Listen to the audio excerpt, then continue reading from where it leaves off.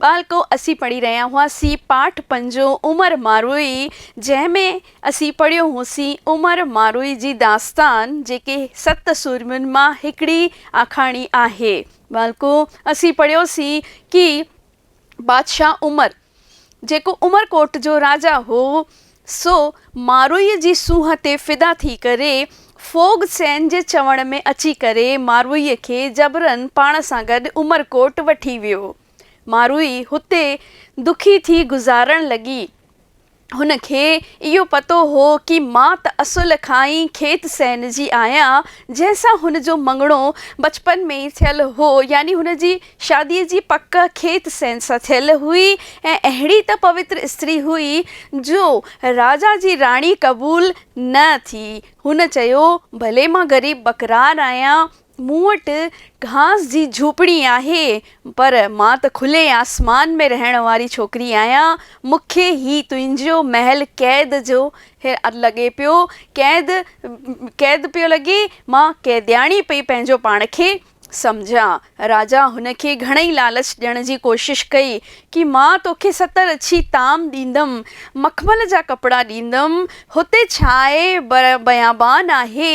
पर तंहिं हूंदे बि मारूई राजा जो हिकु न चयो मञियो ऐं असुल खां खेत जी आहियां, खेत जी रहंदमि चवण लॻी, जे मां मरी बि वञा, छाकाणि त मारूई अन्न जल सभु त्यागे छॾियो हो ऐं चयईं, अगरि मां मरी वञा त मुंहिंजो जेको मड़ आहे, मुंहिंजो जेको शरीर आहे, सो मुंहिंजे मुल्क मलीर में पहुचाए छॾिजां। ऐं अगरि तोखां एतिरो बि न थी सघे न ऐं राजा उमर, त तूं पोइ मुंहिंजे वतन जी मिटी मुंहिंजे मथां ज़रूरु विछाइजांइ।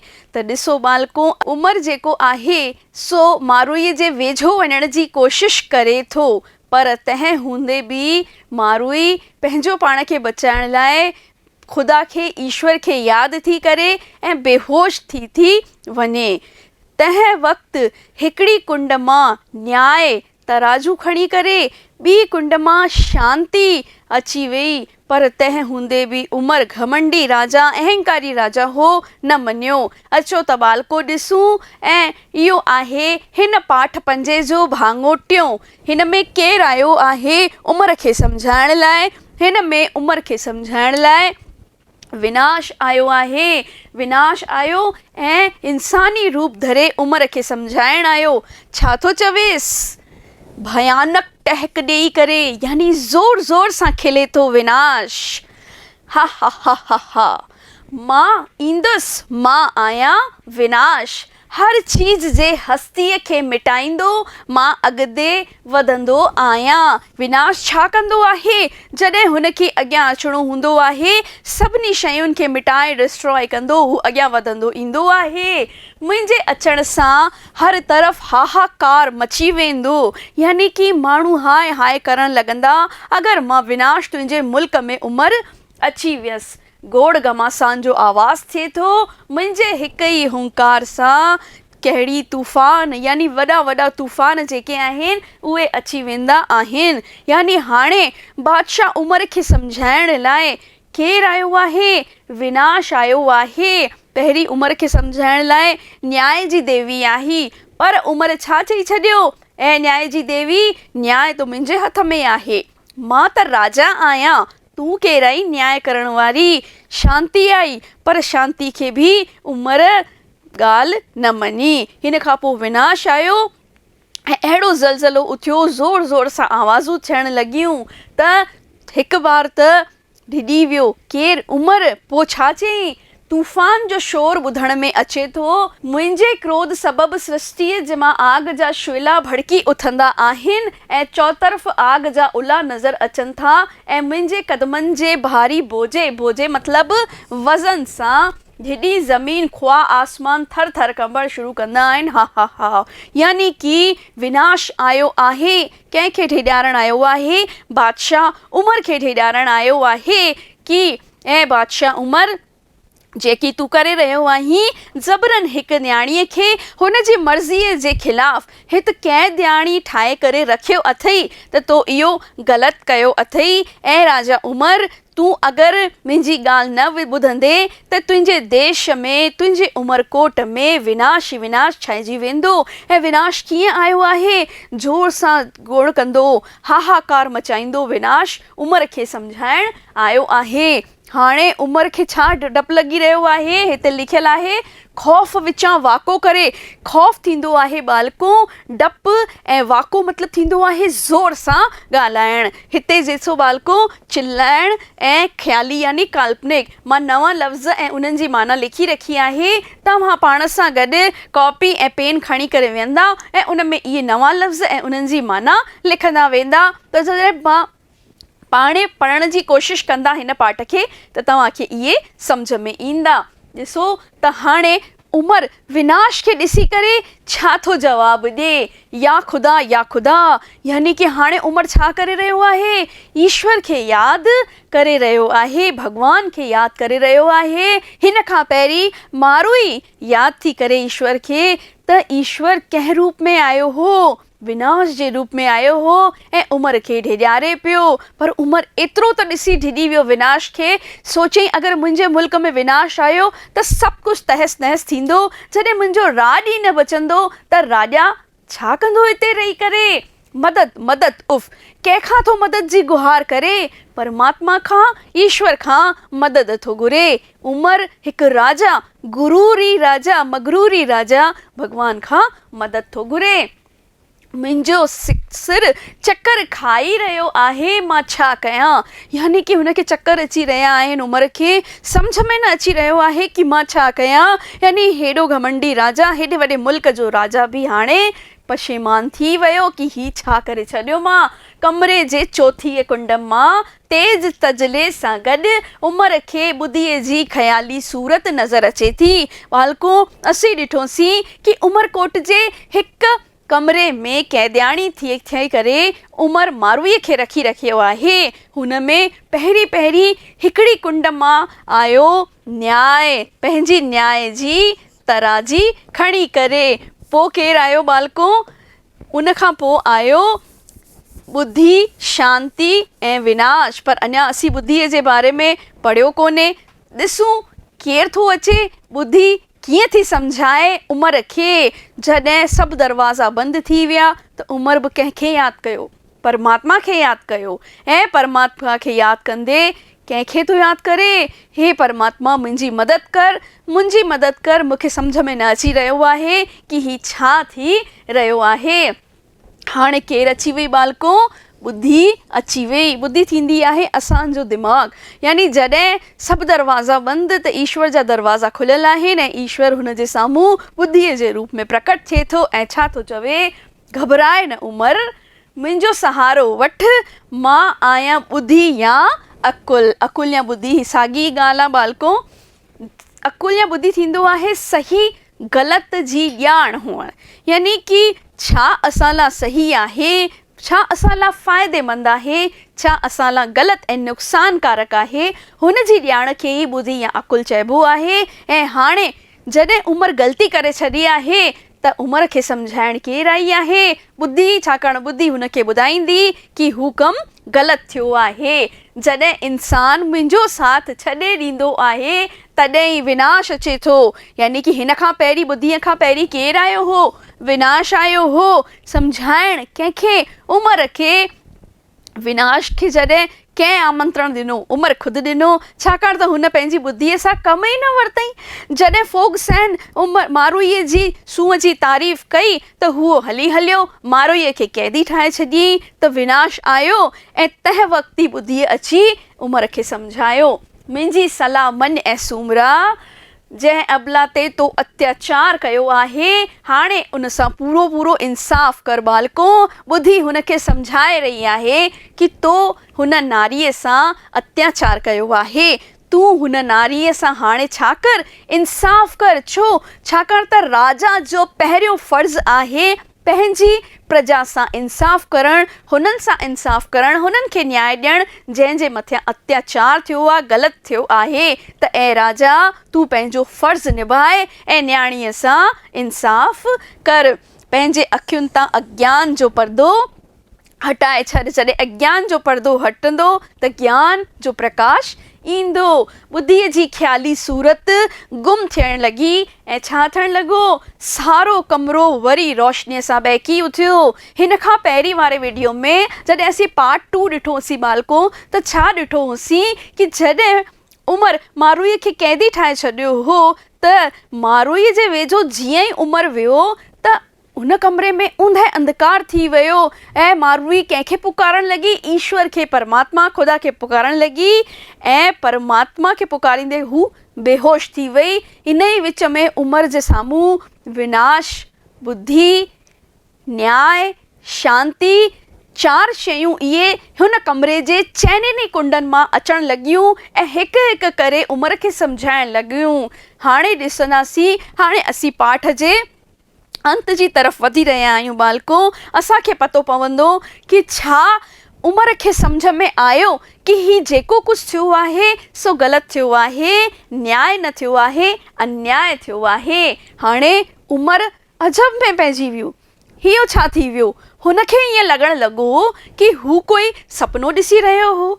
हू त मारुईअ खे पंहिंजी राणी ठाहिणु चाहींदो हो ऐं ही थोरे वक़्त लाइ छा थी वियो हो, छो ऊंदहि थी वई, हुनखे सम्झ में न आयो। हुनखे सभु कुझु सपने वांगुरु लॻण लॻो ऐं हुन जा नापाक ख़्याल हाणे पाक थींदा या न, उहो हाणे असीं ॾिसंदासीं।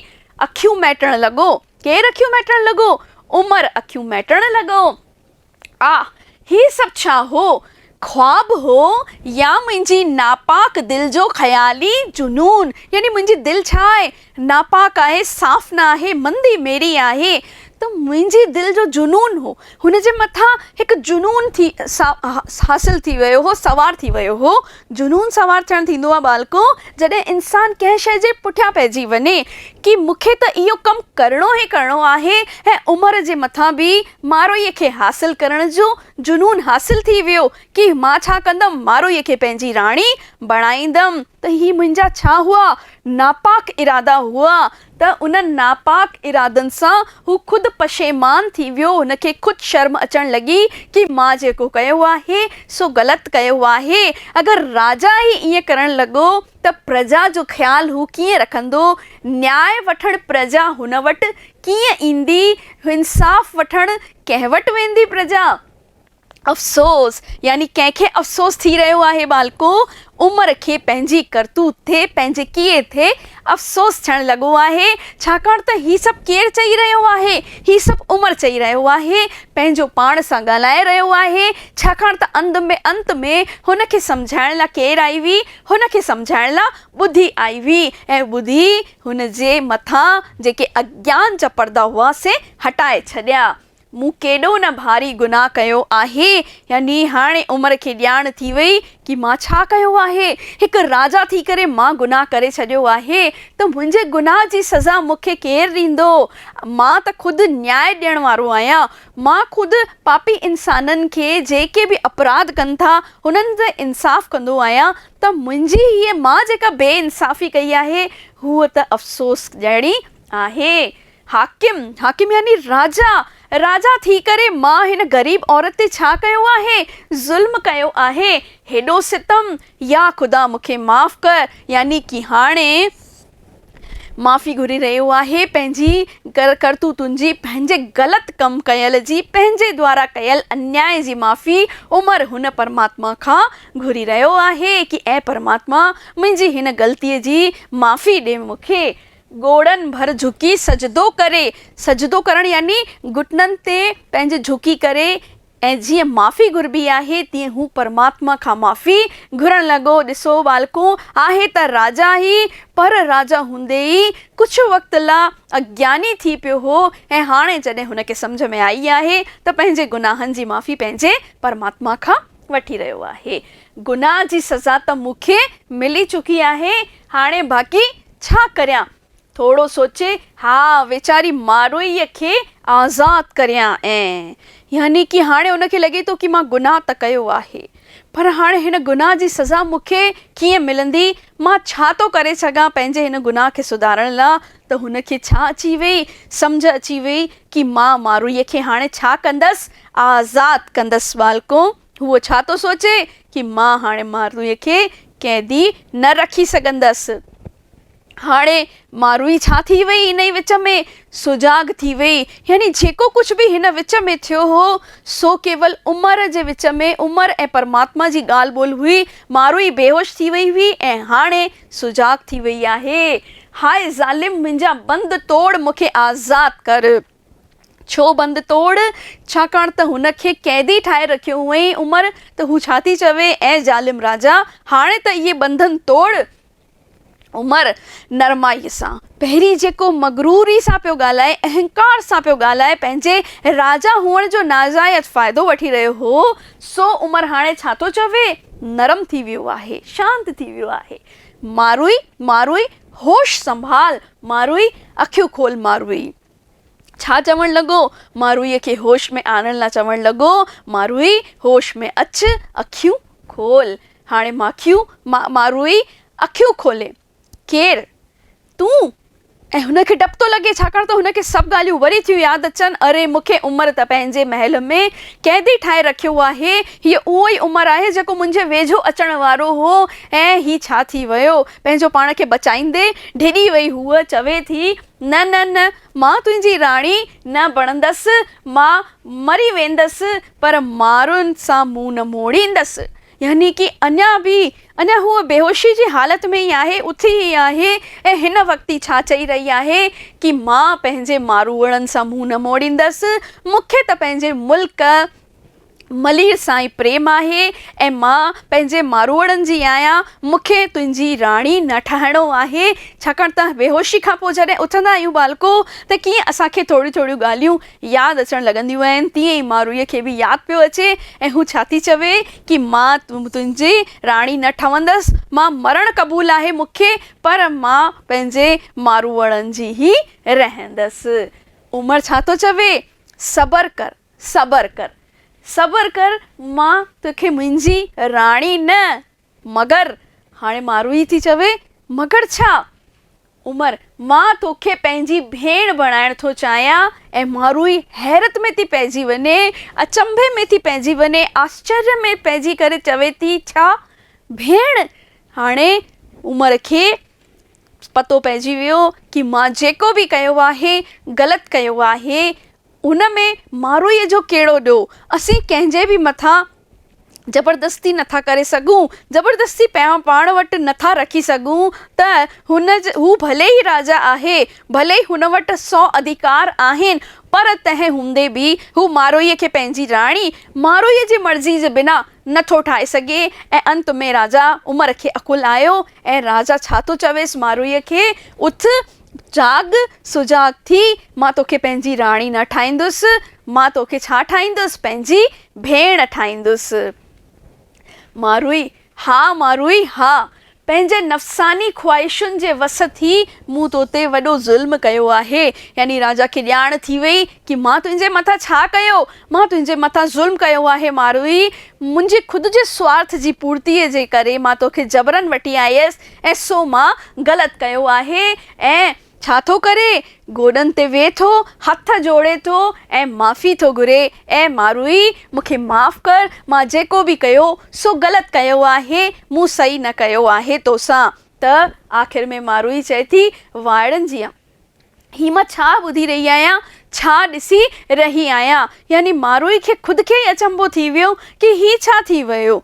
ही राजा उमिरि जेको जोरी ज़बरदस्तीअ मूंखे हेॾो वक़्तु पाण सां गॾु रखी वेठो हो, मूंखे कंहिं न कंहिं तरीक़े जो लालच ॾेई करे, ढेॾियारे करे पंहिंजी राणी ठाहिणु चाहींदो हो, सो राजा अॼु छा चई रहियो आहे? सो राजा अॼु मूंखे पंहिंजी भेण ठाहिणु चाहे थो। उमिरि, छा चवां मारुई, मुंहिंजे अखियुनि तां अंध जा पर्दा हटी चुका आहिनि, मूंखे मुंहिंजे गुनाहनि जी सज़ा मिली चुकी आहे, उथ मारुई मूंसां हल। यानी कि हाणे उमिरि छा थो चाहे कि मारुई उथे, अन्न जल ग्रहण करे उथे। हिकु दफ़ो त मारुईअ खे बि डपु लॻो कि हेॾे टाइम ताईं लालच ॾींदो रहियो, मूंखे परेशान कंदो रहियो, मुंहिंजी मर्ज़ी जे ख़िलाफ़ु मूंखे वठी आयो, पर हाणे इहो राजा हिकदमि कीअं मटी वियो आहे, कीअं मूंखे राणी ठाहिणु चाहींदो, हाणे चए थो मां तोखे भेण ठाहींदुसि। पर जॾहिं राजा उमर सभु गुरूर छॾे, अहंकार छॾे, घुटननि जे बल वेही करे हथ जोड़े मारुईअ खां ऐं ख़ुदा खां माफ़ी घुरी ऐं चयईंसि की हल मां तोखे छॾे अचां। त उमर किथे छॾे ईंदो? हाणे मारुई बि थी सुवाल करेसि केॾांहुं, यानी कि अञा बि ढिॼ लाइ मारुई चएसि थी किथे वठी हलंदे राजा? उमर चवेसि थो मलीर। मलीर कंहिंजो मुल्क आहे? मलीर आहे मारुईअ जो मुल्क, जितां मारुईअ खे उमर ज़बरदस्ती वठी आयो हो। हल मां तोखे पाण सां गॾु वठी हलंदुसि, उते तुंहिंजे मारुनि खां हिन गुनाह जी मां सज़ा घुरंदसि, माफ़ी घुरंदसि ऐं पंहिंजे हथनि सां तुंहिंजी शादी कंहिंसां कराईंदुसि? खेत सेन सां कराईंदुसि। असीं शुरू में ई ॾिठोसीं बालको कि मारुईअ जी सगाई थियल हुई, मारुईअ जो रिश्तो पको थियल हो खेत सेन नाले हिकु युवक सां, ऐं हू पवित्र स्त्री हुई, एॾी न पवित्र स्त्री जंहिं राजा जी राणी ठहणु न क़बूलियो। चयईंसि उमर खे असुल खां ई मां छा कंहिंजी आहियां? खेत सेन जी आहियां ऐं खेत सेन जी ई रहंदसि। ऐं हाणे उमर जॾहिं मञी वियो आहे त चवेसि थो कि हल मारुई मां तोखे तुंहिंजे मुल्क मलीर छॾे अचां ऐं मां तोखे तुंहिंजे खेत सैन वटि छॾे ईंदुसि ऐं तुंहिंजी शादी ख़ुदि कराईंदसि खेत सैन सां। मारुई सरही थी, सरहो थियणु मतिलबु थोरी सवली थी वञे जॾहिं ॿुधे थी कि राजा न केवल मूंखे पंहिंजी भेण थो ठाहिणु चाहे, बल्कि मुंहिंजी शादी बि खेत सैन सां कराईंदो, त हू ख़ुशि थी थिए। ऐं उमर चवेसि थो बिल्कुलु सच। ऐं हिक ॿिए खे छा था चवनि? उमर चवेसि थो मुंहिंजी भेण, मारुई चवेसि थी मुंहिंजा भाउ। यानी कि ॾिसो न बालको, हिन कहाणीअ में, हिन एकांकीअ में असांखे हिकु स्त्री जी पवित्रता, शीतलता, हुनजे वतन लाइ प्रेम ॾेखारियो वियो आहे कि हुनखे सभु कुझु मिलणो हो। असुल खां ग़रीब, सफ़ा ग़रीब बकरार जी धीअ हुई, हूअ त ॿकरियूं चाराईंदा हुआ ऐं पंहिंजो पेट गुज़रान कंदा हुआ, पर तंहिं हूंदे बि हुन उहो ई जीवन क़बूलियो कि मूंखे त मुंहिंजे देश ई वञिणो आहे। कोई ॻाल्हि कान्हे, मां ग़रीब आहियां पर इज़त सां रहण वारी आहियां, मां असुल खां खेत जी आहियां, खेत जी ई रहंदसि। आख़िर में उमर खे ई हार मञणी पई, आख़िर में उमर खे ई घुटना टेके हुन खां माफ़ी घुरणी पई। उमर मारुईअ खे पंहिंजी भेण ठाहियो ऐं हुनखे बाइज़त हुनजे देश मलीर छॾे आयो ऐं चयईंसि कि मां तुंहिंजी शादी खेत सां ई कराईंदुसि, तूं असुल खां खेत जी आई, खेत जी ई रहंदीअ। बालको, हिते इहो पाठ ख़तमु थियो। हाणे असीं हिन जो चोथों भाङो कंदासीं, जंहिंमें असीं हिन जा सुवाल जवाब कंदासीं। मिलूं था अॻिले वीडियो में, अॻिले हिन जे चोथे ऐं आख़िरी भाङे में। तेसीं ताईं नमस्ते।